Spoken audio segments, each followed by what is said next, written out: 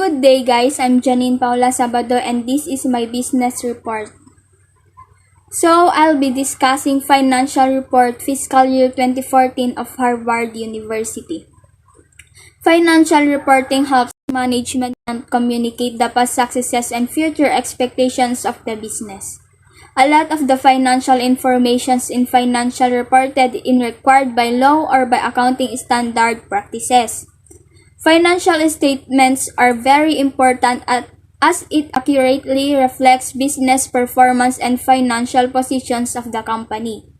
Additionally, it helps all stakeholders including management, investors, financial analysts to evaluate and take suitable economic decisions of the company. Financial reporting is a way of following standards accounting practices to give an accurate depiction of a company's finances, including revenues, expenses, profit, capital, and cash flow. So let's read the message from the President. I write on Harvard University's financial result for fiscal 2014. The close of our fiscal year marked the anniversary of the public launch of the Harvard campaign, which has energized and engaged Harvard alumni around the world, with more than 100,000 people participating to date. It has also demonstrated the vision and generosity of our alumni and donors who see in Harvard's remarkable students, faculty, and staff and the potential to open new frontiers of knowledge and understanding and to tackle some of the world's most intractable problems.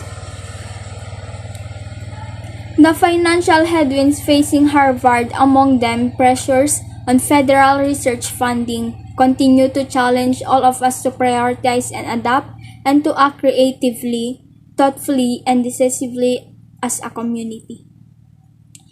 With the support of alumni and donors and the remarkable work of our faculty, students, and staff, we have made great progress together towards the formation of a financially sustainable model that will better support our shared aspirations for Harvard's future. That's according to Drew Gilpin Foss, the president. So let's move to financial overview. The university's operating surplus was $2.7 million, which includes the impact of a one-time benefits-related charge of almost $46 million. Excluding this one-time charge, the university's operating surplus would have been approximately $49. While this represents an improvement over last year's deficit in relative terms, this operating surplus is just over 1% of the university's operating revenue. Just as last year's $34 million deficit was not cause for undue alarm, so it is year's surplus not cause for excessive optimism. We are heartened by the university's marginal budgetary improvement but continue to believe that Harvard, like many other colleges and universities, is facing ongoing foundational financial pressures. So, the university ended fiscal 2014 with an operating surplus of $2.7 million, which includes a one-time benefit adjustment compared to an operating deficit of $33.7 million in fiscal year 2013.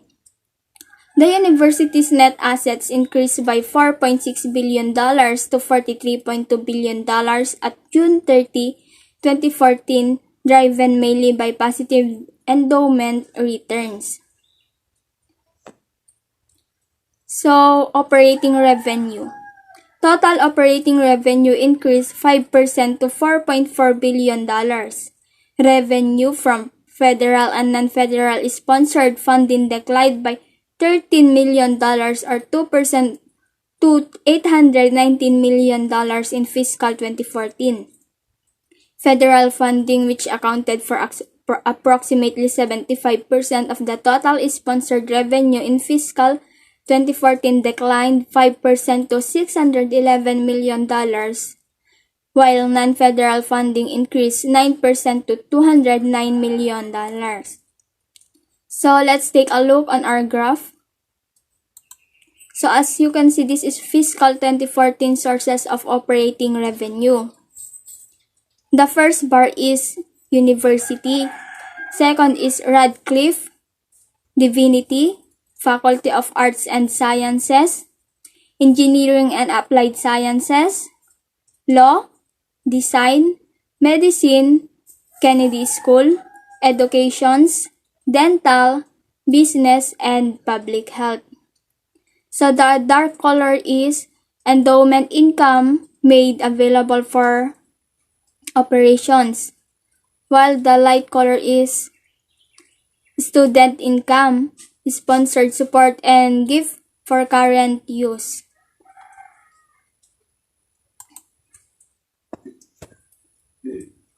So operating expenses.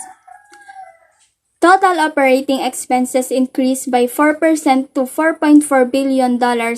Compensation expenses, for example, salaries, wages, and benefits, which represents approximately half of the university's total operating expense, increased 5% from $2.1 billion in fiscal 2013 to $2.2 billion in fiscal 2014.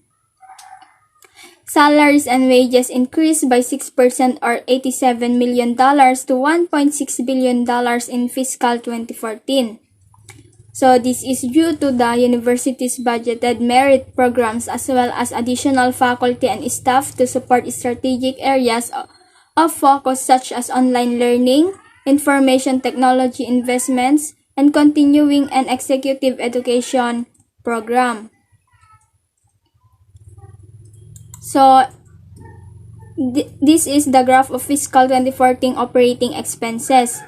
The total operating expenses is $4,406, and the highest is salaries, wages, and employee benefits amounting $2,170, while the lowest is scholarship and other students awards amounting $130.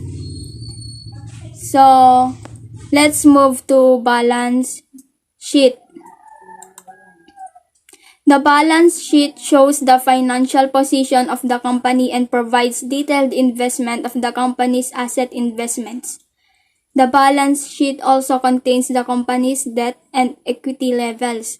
This capital mix helps investors and creditors understand the position and the company's performance. So to cut the story short, the balance sheet is a snapshot of the company's asset, liabilities, equity, and debt. It does not show what actually happens in the period that caused the company to get to the position where it is now. Therefore, profit figures on the income statement are important to the investors. So under balance sheet, we have investment, debt, accrued retirement obligations, and expenditures. So, investment. In fiscal 2014, the endowment earned an investment return of 15.4% and its value after the net impact of distributions from the endowment for operations and the addition of gift to the endowment during the year increased from $32.7 billion at the end of fiscal 2013 to $36.4 billion at the end of fiscal 2014. Debt. Outstanding debt decreased from $5.7 billion at June 30, 2013 to $5.6 billion at June 30, 2014. The university engaged in no new debt issuance over the past fiscal year and is currently limiting the use of new debt in order to allow for future flexibility in the financing of major initiatives. So, accrued retirement obligations. The university's accrued retirement obligations increased by $83 million or 11% to $837 million at June 30, 2014. The valuation of these obligations is sensitive to interest rates. For example, is lower interest rates results in an increase in future obligations. And last is capital expenditures. The university invested $465 million in capital projects during fiscal 2014, an increase of approximately 15% versus fiscal 2013. This enabled progress of several significant projects. So let's take a look. So we have a pie here showing the financial conditions of the university. Let's take a look. This is the fair value of endowment as of June 30, 2014. The total fair value is 36,429. And the highest is Faculty of Arts and Sciences, amounting 15,201 pesos. While the lowest is the dental, which is $21.